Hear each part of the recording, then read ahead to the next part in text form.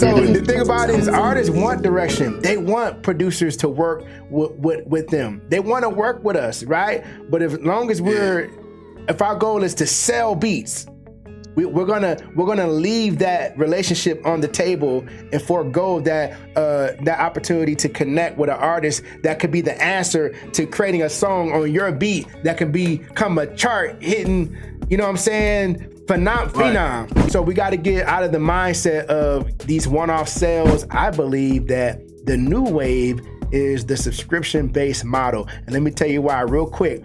Producers for the long time, we've been operating in a business model that we can't scale. We can't scale it because we can't measure it. We can't measure it because literally we're waiting on one-off payments from artists and we don't know when, who, or where the next beat sale is coming from. So when you're operating in a business model that's that volatile and you can't create a forecast and see the future, you can't predict, it's not predictable, so it's not sustainable, you can't scale it, so you can't grow it. And you can't see where you're going. You're walking in the dark, figuratively, right? And you're trying to build a business.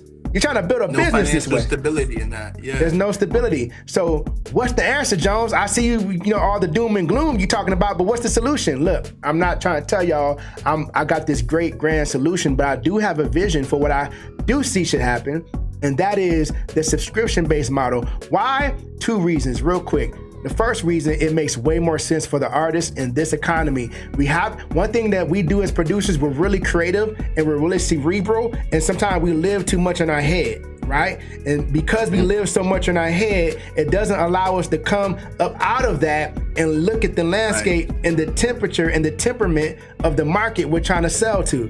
And because we're going into this thing blindly, we're operating on what we want. But I'm gonna tell you, in business, it's not based on what you want. It's based on what you can offer the market and satisfy their needs. It's their challenges you need a solution for in order to create something. You wanna make it big, you wanna get the biggest bag, solve the biggest problem. And the biggest problem artists have, right, the biggest problem artists have is trying to buy our beats at $30 and $40 and $50 a pop. In this economy, when we're dealing with artists who on the come up, most of them still are 9-to-5 workers. So they're taking their light bill money, their rent money, their food and grocery money, gas money to buy beats. This is why the beat sales are too sporadic. This is why they're, you know, coming at the rate they're coming at, because we're not pulling from the gold mine. The gold rush of beat leasing, that's done.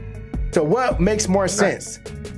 Subscription based. These artists are already paying your beat money to Netflix and Stars and Prime Video and Disney, and that's where your beat money is going. Willingly.